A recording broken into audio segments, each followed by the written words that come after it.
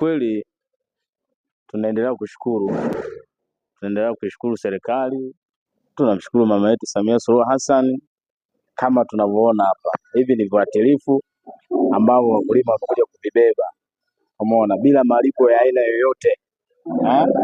Lakini pia tunashukuru sana, tunakishukuru chama kikuu cha ushirika, umeona bwana, na vyama vingine vya msingi vinasimamia vizuri sana zoezi hili.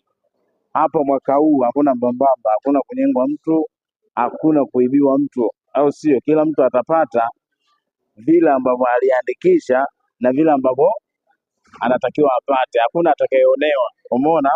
Lakini pia wakulima, msisubiri kupata tu viuatilifu, na nyinyi jitahidini sana kulima, kwa sababu mama amecharuka kwenye kulima, sababu anajua kabisa uti wa mgongo wa taifa ni kilimo, umeona, na ndio maana anakusanya vitu viuatilifu anatuletea, umeona bwana.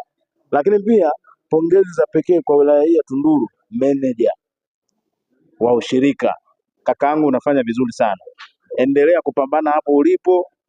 Watanzania wana Tunduru, tuko pamoja na wewe, unafanya kazi kubwa sana. Hii hapa umesimamia, hatimaye vitu vinaingia kama kawaida. Kwa hiyo sisi hatuna cha kusema, nimwambie tu mama mitano tena, lakini pia azidishe upendo zaidi ya huo alionao. Lakini pia nampongeza sana waziri wa kilimo, Mheshimiwa Bashe. Huyu mheshimiwa sijawahi kumuona waziri wa kilimo wa design kama yake, kwa sababu mambo anayoyafanya hata kama hujasoma, lakini ukisikia maelezo yake utasema hapa amezungumza.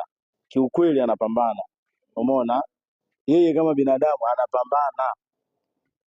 Tunastahili kumpongeza na kumshukuru, kwa sababu tunaona sisi wenyewe, tunaona wangapi wamepita nyuma, umeona, na huyu anayoyafanya haya, umeona. Lakini pia hivi tunavyofanyiwa na serikali hii ya Mama Samia, hata wenzetu nchi jirani wanatafuta kwa tochi, umeona bwana, mtu anatafuta kwa tochi.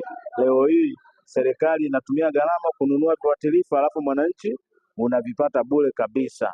Tuseme nini tena? Tuzungumze nini? Huo ndo ukweli. Bashe, na kupigia saluti mheshimiwa.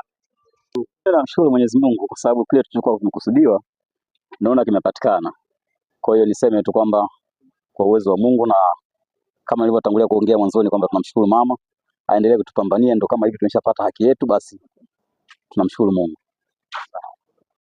Mama inapendeza sana, Tanzania ya sasa mama, ya CCM mama, inawaka waka